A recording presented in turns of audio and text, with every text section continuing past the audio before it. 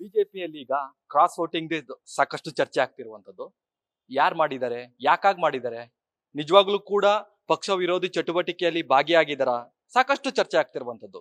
ನಮ್ ಜೊತೆ ಮಾತಾಡ್ಲಿಕ್ಕೆ ಬಿಜೆಪಿ MLA ಆದಂತಹ ಉದಯ್ ಗರುಡಾಚಾರ್ ಅವರು ಇದ್ದಾರೆ. ಅವ್ರ ಜೊತೆಗೆ ಸಂಪೂರ್ಣವಾದ ಒಂದು ವಿಚಾರಗಳನ್ನ ಚರ್ಚೆ ಮಾಡ್ತಾ ಹೋಗ್ತೀನಿ. ಸರ್, ಯಾರು ನಿರೀಕ್ಷೆ ಮಾಡಿರ್ಲಿಲ್ಲ, ಸಾಕಷ್ಟು ಬೆಳವಣಿಗೆಗಳು ಬಿಜೆಪಿಯಲ್ಲಿ ನಡೀತಾ ಇರುವಂತದ್ದು. ನಿಜವಾಗ್ಲೂ ಕೂಡ ಕ್ರಾಸ್ ವೋಟಿಂಗ್ ಆಗಿರುವಂತದ್ದು ನಿಜಾನ? ತಮ್ಗೇನಾದ್ರೂ ಕೂಡ ಗಮನಕ್ಕೆ ಬಂದಿರುವಂತದ್ದು? ನೋಡಿ, ನಮ್ಮ ಪಕ್ಷದಲ್ಲಿ ನಾವು ಪ್ರಾಮಾಣಿಕವಾಗಿ ಒಂದು ಪಕ್ಷಕ್ಕೆ ಸೇರಿರ್ತೀವಿ. ಆ ಪಕ್ಷದಿಂದ ಇವತ್ತುವರೆಗೂ ಕ್ರಾಸ್ ವೋಟಿಂಗ್ ಆಗಲಿ ಇನ್ನೊಂದು ವೋಟಿಂಗ್ ಆಗಲಿ ಯಾರೂ ಮಾಡಿಲ್ಲ. ಆಯ್ತಾ? ಎಲ್ಲೋ ಒಂದೊಂದು ಕಡೆ ಯಾರೋ ಮಾಡಿರ್ಬೋದು, ನಮಗೂ ಅದಕ್ಕೂ ಸಂಬಂಧವಿಲ್ಲ. ಆಮೇಲೆ ಪ್ರಾಮಾಣಿಕವಾಗಿ ನಮ್ಮ ಪಕ್ಷದ ಜೊತೆ ನಾವೆಲ್ಲ ಸೇರ್ಕೊಂಡಿದ್ದೀವಿ. ನಮಗೆ ನಮ್ಮ ದಿವಂಗತ ಅನಂತಕುಮಾರ್ ಅವರು ಕರ್ಕೊಂಡ್ಬಂದ್ರು ಪಕ್ಷಕ್ಕೆ. ಆಮೇಲೆ ಯಡಿಯೂರಪ್ಪನವರು ಬಂದ್ಮೇಲೆ ಅವರು ಯಾವತ್ತಿದ್ರು ನೋಡಪ್ಪ ಪಕ್ಷ ಅವ್ರ ಜೊತೆ ನಾವು ಪರ್ಫೆಕ್ಟಾಗಿ ಮಾತಾಡಿಕೊಂಡು ಸಂತೋಷವಾಗಿರ್ತೀವಿ ಹೊರತು ಈ ಥರ ಮಾಡೋದಿಕ್ಕೆ ನಮಗೆ ಯಾವ ದರ್ದು ಬಂದಿದೆ ಸ್ವಾಮಿ ಹೇಳಿ. ಸರ್, ಈಗ ಸಮಿತಿ ಏನಾದ್ರು ಕೂಡ ಒಂದು ಸಮಿತಿ ರಚನೆ ಆಗುತ್ತೆ ಬಿಜೆಪಿಯಲ್ಲಿ. 23 MLAಗಳನ್ನು ಕೂಡ ಸಂಪರ್ಕ ಮಾಡುತ್ತೆ. ತಮ್ಮನೇನಾದ್ರೂ ಕೂಡ ಸಂಪರ್ಕ ಮಾಡಿ ಕೇಳಿದ್ಯಾ, ವಿಚಾರಿಸಿದ್ಯಾ, ಹೇಗೆ? ನನಗೆ ಯಾರು ಏನು ಹೇಳಿಲ್ಲ. ಬಟ್ ಯಾರೋ ಬಂದು ಒಂದಷ್ಟು ಜನ ಆಚೆ ಕಡೆಯವರು ಏನೋ ನೀವು ಕ್ರಾಸ್ ವೋಟಿಂಗ್ ಮಾಡಿದ್ದೀರಂತೆ, ನೀವು ಇನ್ನೊಂದೇನೋ ಮಾಡಿದ್ದೀರಂತೆ ಅಂತ ಏನೋ ಮಾತಾಡಿದ್ರು. ನಾನು ಹೇಳಿದೆ, ನೋಡಪ್ಪ, ಇದು ನಿನಗೆ ಗೊತ್ತಾಗಲ್ಲ. ಈಗ ನಾವು ಏನು ವೋಟಿಂಗ್ ಹಾಕಿರ್ತೀವಿ ಆ ಟೈಮಲ್ಲಿ ಬ್ಯಾಲೆಟ್ ತೆಗೆದಾಗ ಅವ್ರಿಗೆ ಗೊತ್ತಾಗ್ತದೆ ಹೊರತು ಈಗ ಕೂತ್ಕೊಂಡು ನೀವು ಅದು ಇದು ಮಾತಾಡ್ಕೊಂಡು ಕೂತ್ಕೊಂಡ್ರೆ ಇನ್ನು ಯಾವ ವಿಧದಲ್ಲಿ ನಾವು ಮಾತಾಡಕ್ಕಾಗತ್ತೆ ಅಲ್ವಾ? ಇದೆಲ್ಲ ಮಾತಾಡಬೇಡಿ, ಕಾನೂನು ಚೌಕಟ್ಟಲ್ಲಿ ಏನಿದೆ ಅದನ್ನ ಇಟ್ಕೊಂಡು ಮಾಡಿ ಅಂತ ಹೇಳಿದೆ ಅಷ್ಟೇ. ಈಗ ಹೊಸದಾಗಿ ಚರ್ಚೆ ಆಗ್ತಿರುವಂತದ್ದು ಆಣೆ ಪ್ರಮಾಣ ರಾಜಕೀಯ. ಅಲ್ಲ ಸ್ವಾಮಿ, ಯಾವಾಗಲೂ ಆಣೆ ಪ್ರಮಾಣ ರಾಜಕೀಯ ಅಂತ ಹೇಳ್ತಾರೆ. ಆಯ್ತು, ಧರ್ಮಸ್ಥಳಕ್ಕೂ ಏನೋ ಕರ್ಕೊಂಡು ಹೋಗ್ತಾರೆ ಅಂತ ಹೇಳ್ತಾ ಇದ್ದಾರೆ. ಆಯ್ತು, ಈಗ ಒಂದು ಮನುಷ್ಯ ಪ್ರಾಮಾಣಿಕತೆಯಲ್ಲಿ ಪ್ರಾಮಾಣಿಕವಾಗಿ ಹೃದಯದಿಂದ ಮಾತನಾಡುವಂಥ ಒಂದು ವ್ಯಕ್ತಿ ಆಗಿದ್ರೆ ಪರ್ಫೆಕ್ಟ್ ಆಗಿ ಆತ ಮಾತಾಡಬೇಕು. ಆವಾಗ ನೀವು ಆಣೆ ಪ್ರಮಾಣದ ಪ್ರಶ್ನೆ ಎಲ್ಲಿ ಬರ್ತದೆ? ಹೌದಲ್ಲ? ಸೊ ನೋಡಿ, ಏನು ಮಾಡಿದ್ರೇನು ಕಾನೂನಿನ ಚೌಕಟ್ಟಿನಲ್ಲಿ ನಾವು ಮಾಡಬೇಕೆ ಹೊರತು ಹುಚ್ಚುಚ್ಚಾಗಿ ಏನೋ ಮಾಡೋಕೆ ಹೋಗಿ ಆಮೇಲೆ ಸಿಕ್ಕಾಕೊಳ್ಳೋದು, ಆಮೇಲೆ ಜನರಿಗೆ ಥೂಚಿ ಅನ್ಸ್ಕೊಳ್ಳೋದು, ಇದು ಯಾಕೆ ಬೇಕು? ಕರ್ಮ ಖುಷಿಯಾಗಿರ್ಬೇಕಲ್ವಾ? ಈಗ ಮನುಷ್ಯ ಒಂದು ಹುಟ್ಟಿದ ಮೇಲೆ ಆನಂದವಾಗಿ ಇದ್ದುಬಿಟ್ಟು ಹೋಗ್ತಾ ಇರಬೇಕು. ಇದು ಎಲ್ಲರದ್ದು ಒಂದು ನ್ಯಾಯ ಅಂತ ಭಾವನೆ ನಂದು. ಅಲ್ಲೇನಾದ್ರೂ ಕೂಡ ಕರೆದ್ರೆ ತಾವು ಹೋಗ್ತೀರಾ, ಸಭೆಯಲ್ಲಿ ಭಾಗಿಯಾಗ್ತೀರಾ? ಶಾಸಕಾಂಗ ಪಕ್ಷದ ಸಭೆ ನಡೆಯುತ್ತೆ ಅಂತ ಇದೆ ಧರ್ಮಸ್ಥಳದಲ್ಲಿ, ಗುರುವಾರ ಅಥವಾ ಶುಕ್ರವಾರ ಆಗ್ಬಹುದು ಅಂತ ಇದೆ. ಅಕಸ್ಮಾತ್ ನಿಮ್ಗೆ ಕರೆದ್ರೆ ಹೋಗ್ತೀರಾ ಅಲ್ಲಿಗೆ? 1000% ಹೋಗ್ತೀನಿ. ಯಾಕಂದ್ರೆ ನಾನು ನಾರ್ಮಲಿ ಬೇರೆ ಇದೆಲ್ಲ ಮಾತಾಡೋದಿಲ್ಲ, ಏನೋ ಜಾತಿ ಪಾತಿ ಅಂತ ಹೇಳ್ಬಿಟ್ಟು. ಯಾಕಂದ್ರೆ ನನಗೆ ಎಲ್ಲಾ ಜಾತಿಗಳಲ್ಲೂ, ನನಗೆ ಎಲ್ಲರ ಮೇಲೂ ಆ ಧರ್ಮಗಳ ಮೇಲೆ ನನಗೆ ತುಂಬಾ ಪ್ರಾಮಾಣಿಕತೆ ಅನ್ನೋದು ಇದೆ. ಒಂದು. ಎರಡನೇದೇನು, ಧರ್ಮಸ್ಥಳ ಅನ್ನೋದು ಬಹಳ ಒಂದು ಬ್ಯೂಟಿಫುಲ್ ಪ್ಲೇಸ್. ಅದು ನಾನು ಹೋಗಿದ್ದೀನಿ ಸಾಕಷ್ಟು. ಆಮೇಲೆ ನಾನು ಇದೊಂದು ಕೇಳ್ಕೊಳ್ಳಿ, ಬಹಳ ಮಜಾ ಇದೆ. ನಮ್ಮ ಜನಾಂಗದಲ್ಲಿ, ನಮ್ಮ ಹುಟ್ಟಿರೋ ಜನಾಂಗದಲ್ಲಿ ನಾನು ಒಬ್ಬ ಅಯ್ಯಂಗಾರ್ ಕಮ್ಯುನಿಟಿನಲ್ಲಿ ಇರೋನು. ಆದರೆ ಪರಿಪೂರ್ಣವಾಗಿ ನಾನು ಪರಮೇಶ್ವರನ ಪರಮ ಭಕ್ತ. ಈಶ್ವರನ ಮೇಲೆ ನಮಗೆ ತುಂಬಾ ಭಕ್ತಿ ಇದೆ. ಅದೇ ರೀತಿ ಅಲ್ಲಾ ಮೇಲೂ ಇದೆ, ಜೀಸಸ್ ಮೇಲೂ ಇದೆ.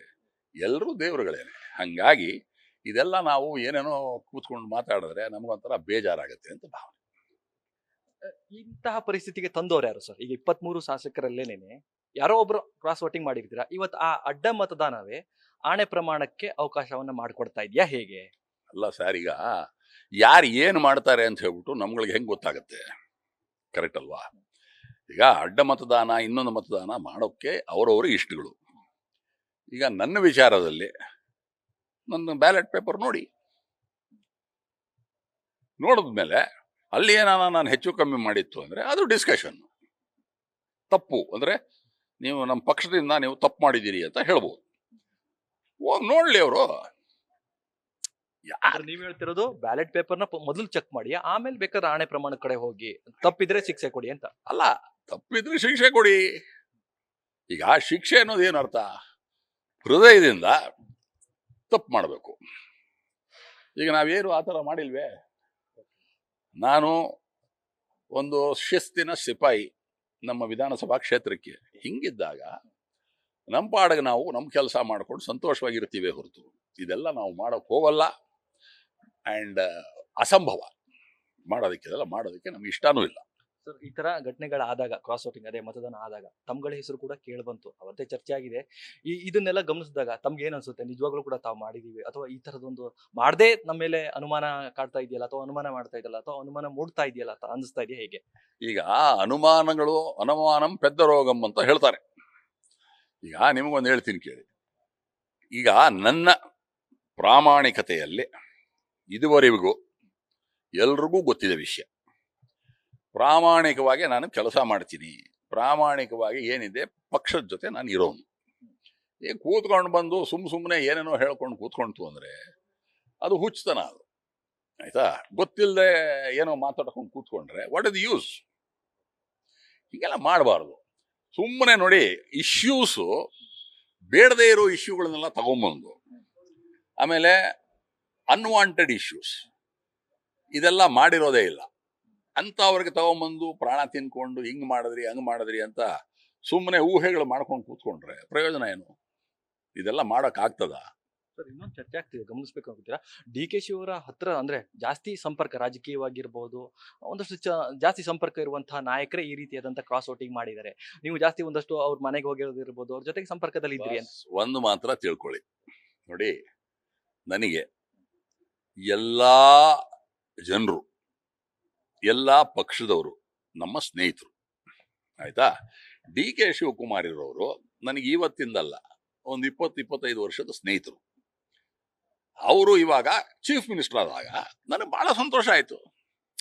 ಈಗ ಚೀಫ್ ಮಿನಿಸ್ಟರ್ ಆಗಿದ ತಕ್ಷಣನೇ ನನ್ನ ಸ್ನೇಹಿತ ಚೀಫ್ ಮಿನಿಸ್ಟರ್ ಆದ್ರಲ್ಲ, ಖುಷಿ ಆಯಿತು. ಅವ್ರ ಮನೆಗೆ ಹೋದ್ವಿ, ಒಂದು ಬೊಕ್ಕೆ ಕೊಟ್ಟೆ. ಒಳ್ಳೇದಾಗಲಿ ಬಾಸ್, ಚೆನ್ನಾಗೆ ನಮ್ಮ ರಾಜ್ಯನ ಚೆನ್ನಾಗಿ ನೋಡ್ಕೊಳ್ಳಿ ಅಂತ ಹೇಳ್ಬಿಟ್ಟು ಆಚೆ ಬಂದೆ. ಇಷ್ಟು ಬಿಟ್ರೆ ನಾಳೆ ನಾವು ಯಡಿಯೂರಪ್ಪನವ್ರ ಹತ್ರ ಹೋಗ್ತೀವಿ, ಅವರು ಅಲ್ಲಿ ಬಂತು ಅಂದರೆ, ಇನ್ನೊಬ್ರು ಯಾರೋ ದೊಡ್ಡವ್ರು ಬಂದ್ರೆ ಅವ್ರು ಬರ್ತೀವಿ. ನಾಳೆ ಅದೃಷ್ಟವಶಾತ್ ನಾನೇ ಅಲ್ಲಿ ಬಂದೆ ಅಂತ ತಿಳ್ಕೊಳ್ಳಿ. ನಮಗೂ ಜನರಿದ್ದಾರೆ, ಫ್ರೆಂಡ್ಸು. ಇದೆಲ್ಲ ನೋಡಿ, ಏನೇನೋ ಮಾತಾಡಬಾರ್ದು ಜನರು. ಎಲ್ಲ ವಿಧದಲ್ಲೂ ನಮ್ಮ ಪಾಡಿಗೆ ನಾವು ಸಂತೋಷವಾಗಿದ್ದೀವಿ ಹೊರತು ಇವತ್ತುವರೆಗೂ ನಮ್ಮ ಮೇಲೆ ಯಾರೆಲ್ಲ ನಾವು ಬೆಳ್ಳು ತೋರಿಸಿದ್ರಾ ಇವನು ಹಿಂಗೆ ಮಾಡ್ಬಿಟ್ಟ ಹಂಗೆ ಮಾಡ್ಬಿಟ್ಟ ಅಂತ? ಪ್ರಾಮಾಣಿಕವಾಗಿ. ಯಾಕಂದರೆ ನಾವು ಅನಂತಕುಮಾರ್ ಅವ್ರ ಶಿಷ್ಯರು. ಆಮೇಲೆ ಯಡಿಯೂರಪ್ಪನವರು ನಮಗೆ ಹೇಳಿಕೊಟ್ಟಿದ್ದು ಎಷ್ಟೋ ವಿಷಯಗಳು. ಹಂಗಿದ್ದಾಗ ಇದೆಲ್ಲ ನಾವು ಮಾಡೋಕೆ ಹೋಗ್ಬಾರ್ದು. ನಿಮ್ಮ ಪ್ರಕಾರ ಪಕ್ಷ ವಿರೋಧಿ ಚಟುವಟಿಕೆ ಮಾಡಿದವ್ರು ಏನ್ ಹೇಳ್ತೀರಾ? ಮಾಡಿದ್ ಸರಿನಾ ಅನ್ಸುತ್ತೆ? ಅವ್ರು ಎಷ್ಟು ಈ ಥರದ ಪಕ್ಷದ ವಿರೋಧಿ ಚಟುವಟಿಕೆಗಳು ಮಾಡ್ತಾರೆ, ಅವ್ರಿಗೆ ಅಷ್ಟು ಏಟು ಬೀಳ್ತದೆ ಹೊರತು ಒಳ್ಳೇದಂತೂ ದೇವರಣೆ ಆಗೋದಿಲ್ಲ. ಇದನ್ನ ಬರೆದಿಟ್ಕೊಂಡ್ಬಿಟ್ಟು. ತಾವು ಭಾಗವಹಿಸ್ತೀರಾ ಸರ್ ಧರ್ಮಸ್ಥಳಕ್ಕೆ ಹೋದ್ರೆ? ಈ ನಿರ್ಧಾರ ಸರಿ ಇದೆ ಸರ್? ಲಾಸ್ಟ್ 100% ಹೋಗ್ತೀನಿ ಸ್ವಾಮಿ. ನಮ್ಮನ್ನು ಕರ್ಕೊಂಡು ಹೋಗ್ತೀನಿ ಅಂದರೆ ಧರ್ಮಸ್ಥಳಕ್ಕೂ, ಅಯ್ಯೋ ನಾನು ಪರಮೇಶ್ವರನು, ನಾನು ಈಶ್ವರನ ಭಕ್ತ, ನಾನು ಹೋಗದೆ ಇರ್ತೀನಿ. ಇವಿಷ್ಟು ಶಾಸಕ ಉದಯ್ ಗರುಡಾಚಾರ್ ಅವರ ಮಾತಾಗಿತ್ತು. ಕ್ಯಾಮ್ರಾಮ್ಯಾನ್ ಬೈರೇಶ್ ತಿಪ್ಟೂರ್ ಜೊತೆಗೆ Ganapati, news first Bengaluru. News first ನಿರ್ಭೀತಿಯಿಂದ ನಿಮ್ಮ ಪರವಾಗಿ.